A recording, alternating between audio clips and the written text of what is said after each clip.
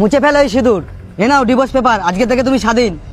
দাঁড়াও, যাওয়ার আগে আমার কথাগুলো তো শুনে যাও। আর কি শোনার বাকি আছে? তুমি যেগুলো চেয়েছিলে সেগুলো তো সব হয়েই গেছে। আমি তোমায় কতটা ভালোবাসতাম, আর তুমি আমাকে চিট করলে। হ্যাঁ, করেছি আমি চিট। আর আমি তোমাকে এই জন্য ডাকিনি যে আমি তোমার কাছে ফিরে যাব। আমি তোমাকে এটাই বোঝাতে চাইছি যে আমাদের মেয়েদের না ছেলে খোঁজার দরকার নেই, ছেলেরা নিজেই আমাদের কাছে আসে। মানে? তোমাদের ছেলেদের কাছে যদি দুটো অপশন থাকে না, তাহলে আমাদের মেয়েদের কাছে 100টা অপশন থাকে। হ্যাঁ হতে পারে, তোমার কাছে অনেক অপশনই আছে। তুমি যেটা করছো তোমার কাছে সেটা কতদিন থাকবে তুমি কি জানো? যতদিন না তোমার এই শরীরটা থাকবে। যেদিন এটা শেষ হয়ে যাবে সেই দিন দেখো। আর তুমি আমাকে চিট করলে, যে তোমাকে নিজের দেখো বেশি ভালোবাসতো। একদিন তুমি ঠিকই বুঝতে পারবে তোমার ডিসিশন কতটা ভুল ছিল। তুমি যে ছেলেটার কাছে যাচ্ছ সে তোমাকে ভালোবাসে?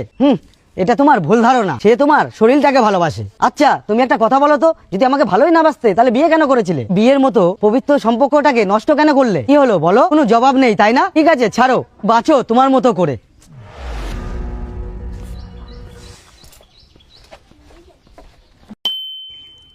এই যাও তো, আমার জন্য এক কাপ কফি করে নিয়ে আসো তো।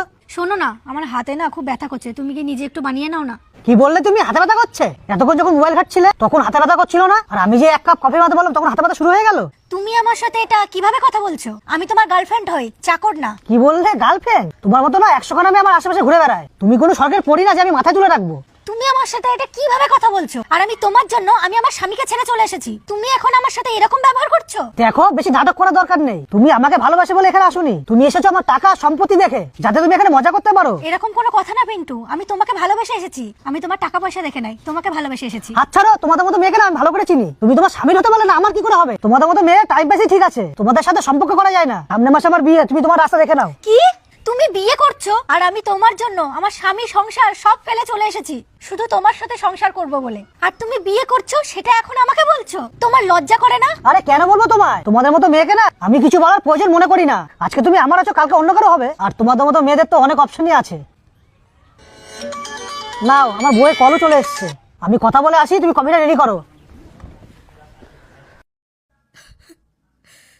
একদিন তুমি ঠিকই বুঝতে পারবে তোমার ডিসিশন কতটা ভুল ছিল। তুমি যে ছেলেটার কাছে যাচ্ছ সে তোমাকে ভালোবাসে? এটা তোমার ভুল ধারণা। সে তোমার শরীরটাকে ভালোবাসে। স্বামীকে অবহেলা করে অন্য পুরুষের কাছে নয়, স্বামীকে ভালোবাসুন। কারণ ওই একটা মানুষই সারা জীবন তোমার সাথে থাকবে, আর বাকিরা তোমার শরীরের নেশায় তোমার কাছে থাকবে। আর যখন তার স্বার্থ ফুরিয়ে যাবে, তোমাকে ছুঁড়ে ফেলে দিতে দুবারও ভাববে না। কি বন্ধুরা, আমি ঠিক বললাম তো? যদি ঠিক বলে থাকি অবশ্যই কিন্তু কমেন্টে জানিয়ে যেও। ভিডিওটা ভালো লাগলে লাইক কমেন্ট শেয়ার করতে কিন্তু ভুল